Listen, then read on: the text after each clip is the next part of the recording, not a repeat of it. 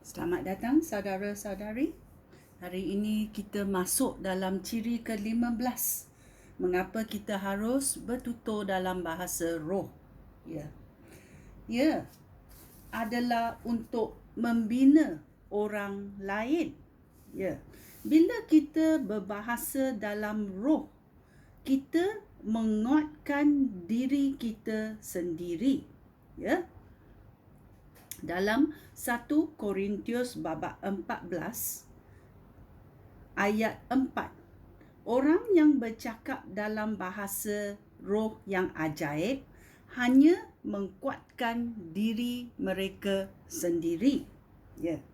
Dalam ayat 13 dia berkata, seseorang yang bercakap dalam bahasa roh yang ajaib harus juga berdoa supaya Allah juga menganugerahikan dia kurnia untuk menterjemah atau menerangkan apa yang dikatakan itu dalam bahasa roh supaya dia boleh menguatkan orang lain.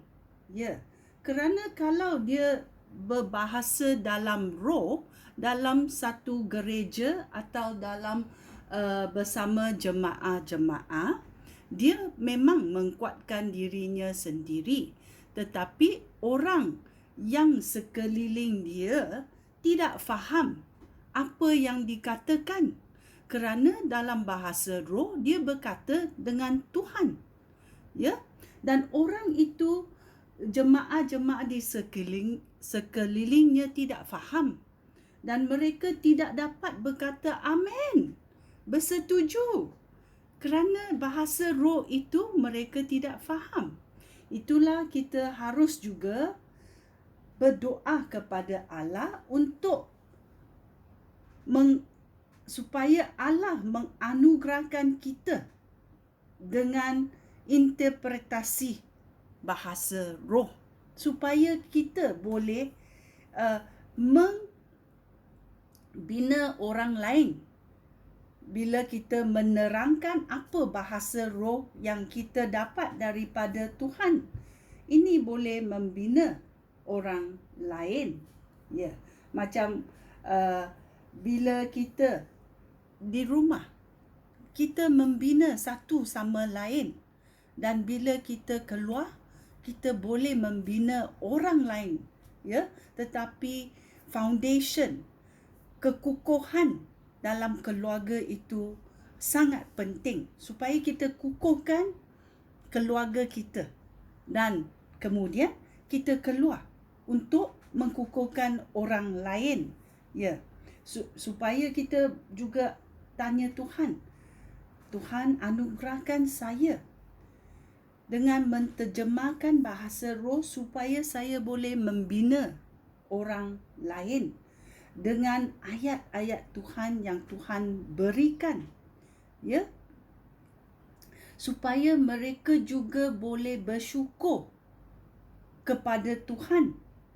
Ya, kita harus ada hasrat ini untuk bertanya kepada Tuhan supaya kita boleh menterjemahkan roh, ayat roh yang ajaib supaya kita membina orang lain. Ya. Dalam ayat 14 dia berkata, jika aku berdoa dalam bahasa yang ajaib, roh aku memang berdoa, tetapi fikiran aku tidak terlibat. Ya, itulah jika demikian, apa yang harus aku lakukan? Aku akan berdoa dengan roh aku, tetapi aku akan berdoa dengan fikiran aku juga. Aku akan menyanyi dengan roh aku, tetapi aku akan menyanyi dengan fikiran aku juga.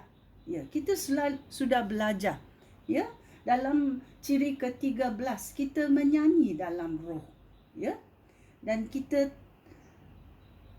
bila kita berjalan lebih dekat setiap hari dengan Tuhan, kita tahu hasrat Tuhan. Ya, kita tahu hasrat Tuhan. Kerana kita boleh dengar gembala kita. Kita tahu suara gembala kita. Ya, itu sangat penting. Itulah bila kita ada ayat daripada Tuhan, kita berkongsi dengan orang lain supaya kita boleh membina orang lain supaya mereka juga boleh mendapat berkat daripada Tuhan. Ini adalah mengapa kita harus bertutur dalam bahasa roh supaya kita menegurkan diri sendiri dan selepas itu kita boleh membina dan menggalakkan orang lain. Ya, sekian. Terima kasih. Shalom.